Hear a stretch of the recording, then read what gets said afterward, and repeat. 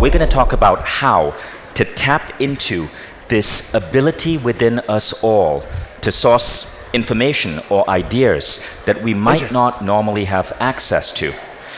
This is going to be important because I'm going to guide you into an exercise first designed by Jose Silva to help you connect with that intuitive part within you. So let's talk about guides and intuition, right? What are there? Napoleon Hill wrote a really interesting book called Think and Grow Rich, close to 100 years ago. And in that book, he had interviewed all of these legendary individuals of his era, the richest men and women in the world at that time. And he tried to put together a formula of what made these people so successful. Now, the most interesting part of that book for me was when he spoke about a concept called the invisible counselor, or the boardroom technique. So Napoleon Hill said he learned the secret from an incredibly successful man of his era in the 1920s. He would sit still, because back then they didn't really use the word meditation, and he would imagine that he had a boardroom, like he had this massive table, and around this table were certain historical figures that he really respected, or living figures of his time. Abraham Lincoln was there. Henry Ford was there. Rockefeller was there. And Napoleon said every time he was faced with a difficult decision, he would imagine this table and he would dialogue with the people on this table and then pretend that they could talk back to him. Lincoln might give him advice on leadership. Henry Ford might give him advice on productivity or work. Rockefeller might give him advice on money. What Napoleon Hill was really tapping into was a form of speaking to your subconscious or intuition. In his book, in fact, he spoke about the word vibes, and he used the word vibes quite a bit. Napoleon Hill was convinced that we were connected to a deeper frequency. He said the most successful people he interviewed had learned to increase the resonance of their thought, to connect with other thoughts and receive information outside of the natural human brain. So this was part of his conclusion as he interviewed all of these successful individuals. Now, the boardroom technique is really interesting. And if you get on YouTube and you Google Napoleon Hill boardroom technique, there's a video that I produced maybe 12 years ago that you can find that kind of explains it. But we want to go beyond that and look at how can you create guides or angels, for lack of a better word, that can actually support you in life. So Jose Silva took this to the next level. As part of the original Silva method, he would teach people to summon invisible counselors. So firstly, don't get spooked out by that. All it means is this. When you did the Silva method, you would learn how to access deep states of meditation. And within this deep state, you would ask for two guides to appear to you, one male, one female. These guides might show up in different ways. Some might be a cartoon character. Some might be a living figure or a historical figure. My guide, when I did the Silva method when I was like 14 years old, was Jose Silva himself. So one is a male guide, one is a female guide. The female guide was the actress Polina Poriskova. She starred in this movie called Her Alibi with Tom Selleck, and I had the biggest crush on her as a 14-year-old. I had a thing for red-headed Polish woman. So anyway, Polina Poriskova and Jose Silva were my first guides. Later, Jose Silva was replaced with Leonardo da Vinci, but a cartoon caricature of him. Now I found that in my meditation, I could commune with these guys, I could communicate with these guys, I could ask for insights. Let me give you an example, okay? So I woke up today and I had a choice. I had 2 hours to get everything ready before coming to take the stage. As I was brushing my teeth, I felt sleepy. I asked my guide, do I have time to go back and catch up on my sleep? My guide said, yes, 11 minutes, we need to work on you. That was what I got. So I go back to sleep, I set the alarm for 11 minutes. But as I'm lying in bed, new ideas, new thoughts are coming to me.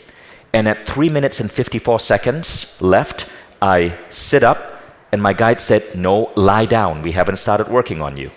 So I lie down. And for about 30 seconds, I feel this energy flowing through my body. I know my guides are doing something. I don't know what the heck they're doing, but I know something is happening. And then I wake up. So that is my day-to-day communicating with my guides. My guides are energies that I connect with to help with insight, to help with download, and I almost have dialogue with them like they're real people. Now, Napoleon Hill said this. In his book, Think and Grow Rich, he said he began to realize that there was something mystical happening when, in one of his scenarios, Abraham Lincoln got into a fight with Henry Ford. And they started arguing about something. And he's like, this was not my brain. I could not imagine that this argument would be occurring. And since then, Lincoln was always kind of cold to Henry. So this starts to happen with your guides as well. The more you communicate with your guides, the more real they get.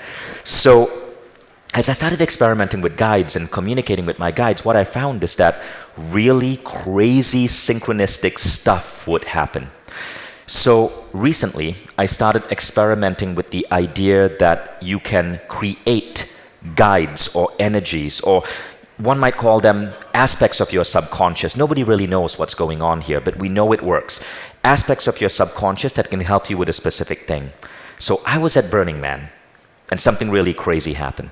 So that's Burning Man. This was one of the evenings in Burning Man. You guys know what Burning Man is, right?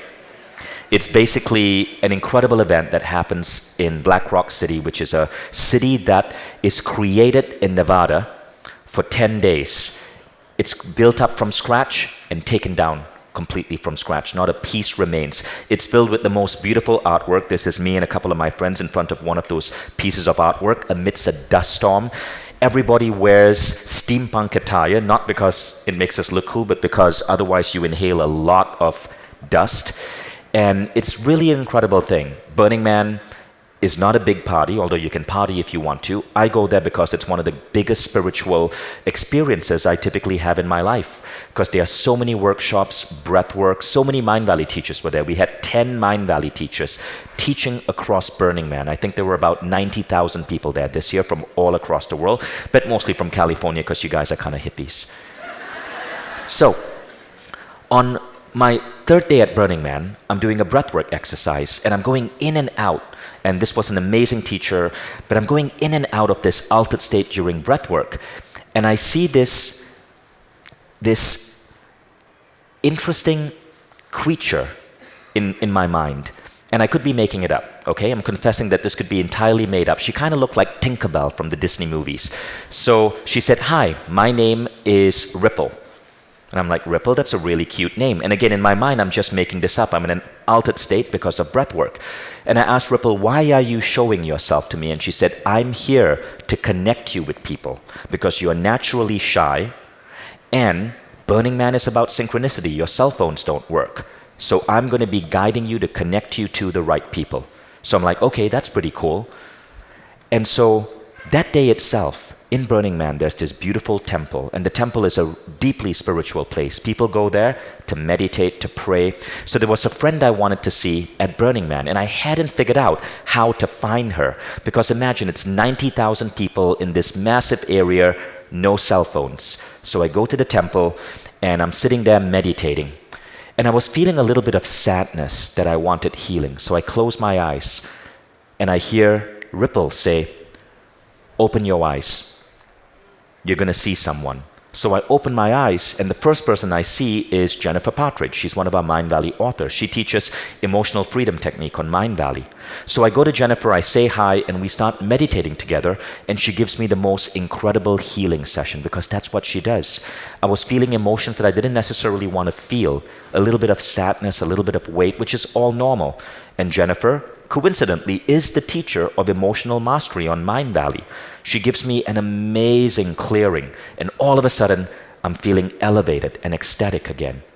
I close my eyes, and this time I'm thinking about my friend that I want to meet. And Ripple says, "Open your eyes." You literally hear it like an impulse. It feels like you're making it up. I open my eyes, and there exactly is my friend. And we spent the rest of the day together at Burning Man. Such is the power of that guide. But the weirdest experience happened on the final day of Burning Man. So, the final day, they set the man on fire. And it's one of the most beautiful sights you can see. close to 90,000 people, all dressed in glow sticks and the coolest attire, art cars everywhere, and you celebrate releasing the past by lighting the man on fire. Legend has it that the man means the institution, the government, all of those people that put us down. Burning Man was started by a bunch of hippies in the 1970s, right? So you set the man on fire, and it's the most special night. And I was cycling through a dust storm to go and meet up with Jeffrey and Peter, two of my friends, really dear business partners of mine, because I really wanted to witness this with them. But somehow, because of the dust storm, I got late, and they had left. So I arrived at our caravan, and no one is back. And now I know what's going to happen. I'm going to be alone on the most special night of Burning Man. How many of you here have been to Burning Man? Awesome, right? So you know what I'm talking about. So I get back on my bicycle. I cycle to see the fireworks, to see the man go on fire, but I'm feeling sad. So I decide to go and just sit down and meditate to deal with that sadness, that loneliness. So I find a piece of art, I'm meditating, and within 5 minutes of meditating, I sense this ripple creature. And she says, "Now is not the time to meditate." And I go, but I want to meditate, I feel sad. She goes, "No, get up now and start walking." I'm like, "Gosh, you're so freaking bossy." She's like, "Get up now." So I get up now, and I tell her, "I'm alone, I just want to meditate. I don't feel like being in this party, I just feel lonely." And she goes, "Start walking." I tell her, "Would you help me find my friends or meet new friends?" And she says, "Trust me, just start walking." So I start walking. I have no idea where I'm walking. And immediately I bump into Keith Farazi, who is one of our leadership teachers on Mindvalley. So yes, that's how our leadership teacher on Mindvalley dresses at Burning Man. Devil horns, really slutty vest, but he has a great set of six-packs, right? That's Keith Farazi. And Keith is there with like the most amazing people. And all of a sudden, I tell Keith I lost my friends, and he says, "Don't worry, now you're sticking with us." And I meet an incredible set of new friends. And that night at Burning Man, for the next 4 hours, I'm hanging out with this group of people, and it is just wonderful. It was one of the most special, my favorite 4 hours of Burning Man. In fact, some of my new friends are here, but it all happened because I was listening to my guide, Choo Choo and Austin and Henry. Stand up, guys. These were literally some of the new friends I met at Burning Man. They're all incredible people. And all of this happened because this entity, this voice said, "Now is not the time to start meditating. Sit up and start walking." Now that is the type of relationship that you get when you learn to connect with your invisible counselor, your guide, your angel, whatever you want to call it, spirit, your dead grandmother. But there is something here. This is a form of representation of intuition. It's almost as if, you know when they say you're crazy if you have a voice in your head? No, you're actually gifted if you have that voice, as long as that voice is giving you good advice, not run into the fire. Okay? So you get the idea. So what we're going to do next is I'm going to teach you a Jose Silva technique to bring your guide. And then play with this guide. Ask this guide for advice. Ask this guide to help you when you're feeling lost. When I can't sleep at night, I ask my guides to help me sleep. And I fall asleep. Not with a sleeping pill. I ask my guides, "Hey, I have a lot of work I need to do tomorrow to help serve the world. Early 9 a.m. meeting. Would you help me sleep?" And I fall asleep, so I don't have to be on any sleep medication. You can also ask your guide to accelerate healing. I've been experimenting lately with healing using guides, and the results I've seen have been beyond anything. So in one example, I had a shoulder injury. For about 18 months to 2 years, I knew I had to get it operated on because it was super, super, super painful. During a plant medicine ceremony, I called upon my guides and I asked them to heal my shoulders. In 24 hours, my shoulder was completely healed. The healing isn't coming from you, it's coming from a different source. But we can all learn to tap into this source. So are you guys ready to create your guides? Okay. So here's what we're going to do. Okay? We're going to do this simple exercise that Jose Silva created. You're going to imagine yourself I'm going to guide you into a really relaxed state of being. And then you're going to imagine yourself in a really beautiful, peaceful location. This could be an imaginary temple. It could be on a hill looking at a beautiful valley. It could be in your living room, if that is what you consider your most peaceful place. So think of the most peaceful place, real or imaginary, right now. Now, in the center, in this most peaceful place, maybe about 6 feet in front of you, you're going to imagine that there's a secret elevator that's going to rise up from the ground. Okay? As this elevator rises up, the elevator doors are going to open. And the first time the door opens, you're going to see your female guide in whatever vision she chooses to appear in. It could be Ariel the Little Mermaid. It could be Cleopatra. It could be a Shakespearean character. It could be a grandmother who passed on. If you don't know the name of your guide, you're then going to ask them for a name, and the first name that comes to mind is that name. Do not second guess it. The name may be weird. It may be not a name you like. Accept it anyway. Then that female guide is going to step out and move to your left. And then you're going to see the elevator go back down, and the elevator is going to rise again, and then you're going to see your male guide. And again, in whatever form your male guide chooses to appear, you're going to accept it. You're going to ask for the name of your male guide. Your male guide is going to come and stay on your right. Thereafter, once you know the visual and the name of your guide, every time you meditate, you're going to call upon your guides to come and be around you, to hold space for you, to create a safe bubble for you. And later, as we go deeper after lunch, you're going to learn how to call these guides to manifest for you and to also help you clear trauma or shadows. Okay, so so today, right now before lunch, we're going to call the guides. After lunch, we're going to learn how to utilize these guides for advanced manifesting as well as shadow work to remove trauma or pain, to even maybe help you sleep better or to help you heal. We'll come to that. So, let's have some beautiful meditative music playing, please. And I want everyone to be seated and close your eyes. You cannot do this standing, so if you're standing, please grab a seat. Use any form of meditation you want to try to go into the deepest state of meditation possible. If you have a tendency to fall asleep, try to create some discomfort in your body. Sit up straight, cross your legs, maybe even lift your hand a little bit off your knee. Something to keep you awake. I want you to imagine you're walking on a beach. The sand is soft and wet under your feet. You can sense the ocean and almost see the sunset glittering off the water. As I count backwards from 20 to 1, you're going to take a step on each number, feeling yourself going deeper and deeper into a relaxed state of mind with every step. 20, 19, 18, 17, 16, going deeper and deeper. 15, 14, 13, 12, deeper and deeper. 11, 10. Sense the ocean breeze on your body. Imagine the sound of the waves.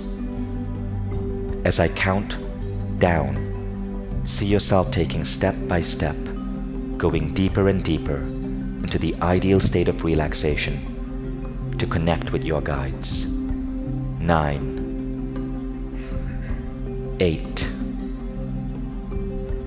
7, deeper and deeper. 6, 5, 4, 3, 2, 1. You're now in a deep, relaxed state of mind, in the ideal place to summon your guides. In front of you, you see a door. Imagine yourself reaching out to open that door, to gently open the door. And as you step through the door, you are now in your ideal place of relaxation. This could be your home. It could be a beautiful hill. It could be a garden of paradise. Imagine yourself seated in whatever spot you choose in your ideal place of relaxation. To help you go even deeper, I'm now going to count from 10 to 1. On each descending number, you will feel yourself going deeper and deeper into a deep state of relaxation where you're directly connected to Source and ready to connect with your guides. 10, 9, 8, 7, 6, 5, deeper and deeper, 4, 3, 2, 1. You're now deeply relaxed. I want you to feel your scalp relaxed. Feel how relaxed your scalp is. Feel this feeling of relaxation move gently downward to your eyes. Feel your eyelids relax. As you feel this feeling of relaxation in your eyelids, bring this feeling gently downward to your nose, your jaw. Feel your face fully relaxed. Now your throat, your shoulders. Feel your shoulders relax. Feel this feeling of relaxation flow gently downward to your upper arms, your lower arms, all the way down to your fingers. Feel your fingers deeply relax. Now feel this feeling of relaxation flow down to your chest, your abdomen, your hips. Feel it flow down to your thighs, your knees, your calves, your feet, all the way down to your toes. You're now in a deeply relaxed state of mind. At this point, in front of you, you sense the elevator that is going to bring you your guides. The first guide that is going to make itself known to you is the female guide.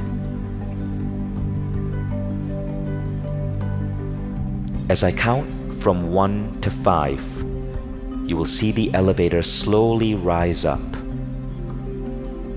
1, 2, 3. The elevator is halfway risen.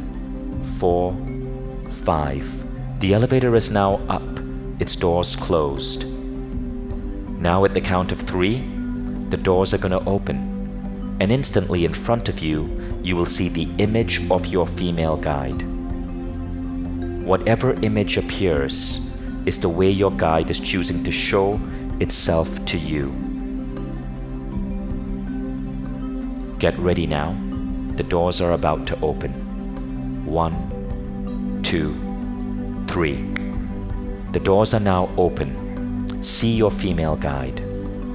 Observe her face, her clothes, her smile. Make a note of what you see.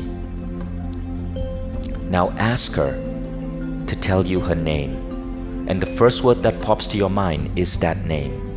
1, 2, 3. The first word that popped to mind is the name of your female guide. Greet her by her name.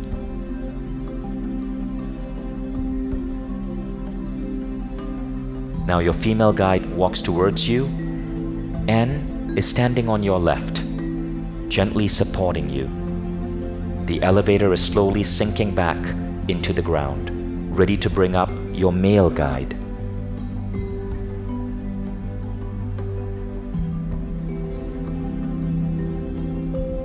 The elevator is now fully descended.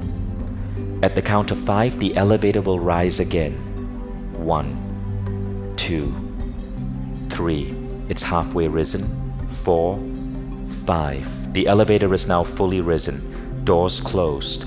At the count of 3, the doors will open and you will see the vision of your male guide. 1, 2, 3.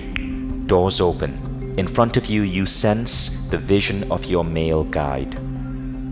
Observe his face, his hair, his clothing and attire. Look at his eyes, his mouth, his hands, the smile on his face. Now at the count of 3, your male guide will tell you his name. 1, 2, 3. What is the first name that you got? Whatever was the first word, no matter how unusual, that entered your mind, is the name of this guide. Your male guide looks at you, beams at you, and slowly steps forth and stands on your right. The elevator slowly sinks down back into the ground. You now have your female guide on your left and your male guide on your right. Introduce them to each other.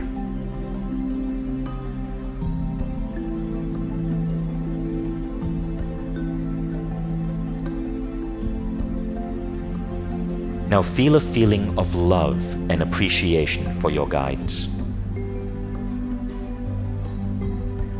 Imagine beaming this love to them and feeling that love coming back to you. You will be using these guides later today after lunch in our session on advanced manifesting and in our session on healing and shadow work. Remind yourself again of their names so it stays locked in your memory. You will remember these names and you will be calling upon these guides often. Hereafter, every time you meditate, you will sense your female guide and your male guide around you, ready to support you. You will be able to ask them to heal, to help manifest, even for guidance. You can communicate with them anytime you want, even when you are not in meditation. Perhaps when driving a car and lost and you need to know what direction to take. Perhaps when you're looking to be guided to someone you need to meet. Now, knowing that your guides are around you, know that they are perpetually with you. They offer protection, safety, insight, guidance. They never leave you, even in your waking state. I'm now going to bring you back up to your waking state, where we can share in what we just experienced. I'm now going to count from 1 to 5. When I open my eyes at the count of 5, you'll be wide awake, feeling fine in perfect health, feeling better than before. Connected still to your guides. 1, 2, 3. Ready to open your eyes? 4, 5. Eyes open, wide awake, feeling fine and in perfect health, connected to your guides, music off. So I hope you guys had a beautiful experience. I'll give you a chance to stretch, and then I'd love to have some sharing. If any of you are open about sharing what you experience, mic runners, please be at the front of the stage. So share very quickly in 30 seconds what you saw, maybe just one guide, your female or male, and the name that you got and what they look like. My guide was named Luminous, and she was light. There was no human form, but she was like a rainbow light. And she was just high vibration and really feminine, like super feminine. And then my male guide, he was a Viking, and he was tall and blonde hair and gorgeous. I like that. And his name was Thor. His name was Thor. So what's funny is my guide's name is also Thor, but he's a tall, gorgeous black man, right? Not a Viking. Maybe we should introduce them. Maybe not. Anyone else? But that's cool. I mean, my first guide was Polina Periskova. It's totally okay to have a guide that you're sexually attracted to. Yeah.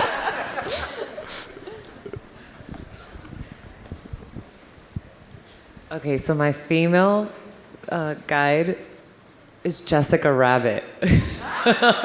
Very just ba boom. Right. And so okay, that was one. And then I never associated with this. I've always had just the male guide, which was light. And he's always been in a golden light form. Right. And his name is Seth. Seth, that's Yeah. awesome. Yeah. Great. so- Anyone? I'd love to have a male sharing. Yeah, my female guide was a total surprise to me because Eve came out. Eve came out, and at first it was light, and then she comes out totally nude. And I thought, wow, okay. The one that started everything, so yes, Eve, thank you. And the male guide, when you first asked us to do it, first it was someone else, and then it was Sir Winston Churchill came out. Awesome. Yeah, is that okay?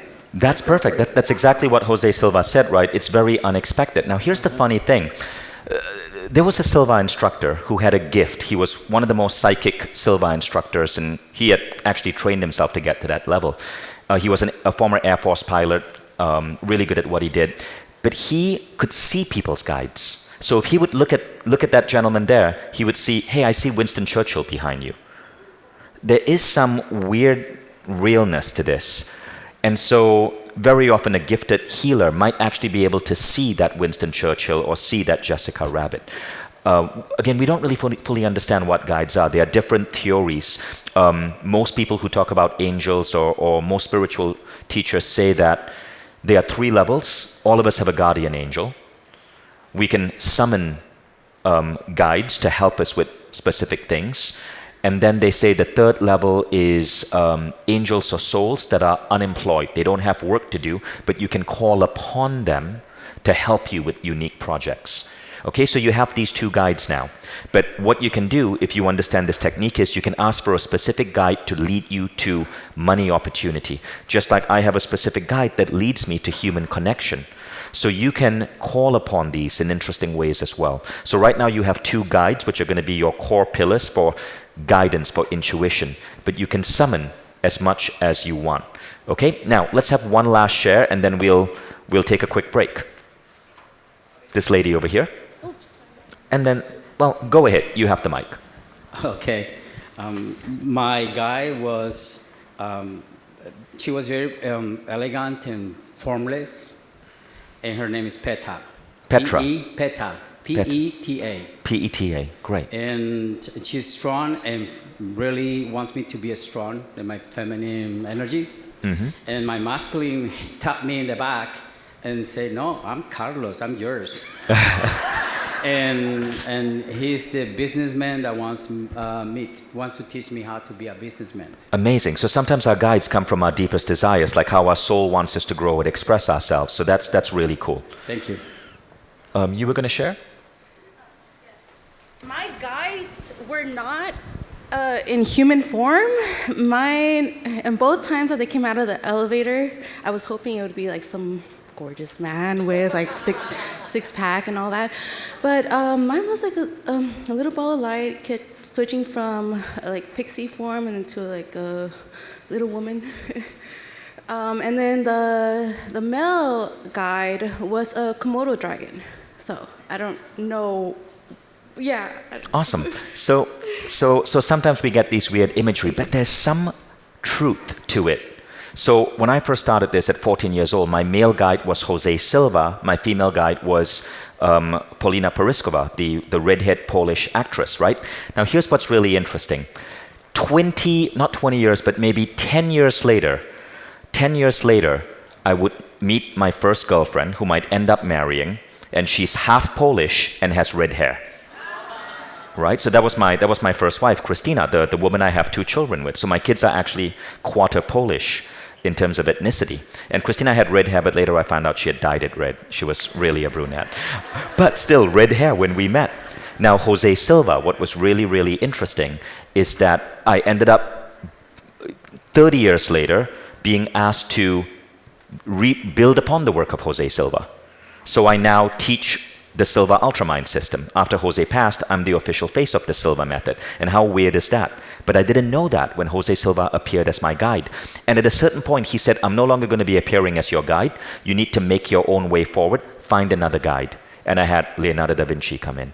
So there's a weird truth that sometimes we may not see the connection, but sometimes the guide that comes to us may represent something that is part of our soul's desire for us. So keep that in mind.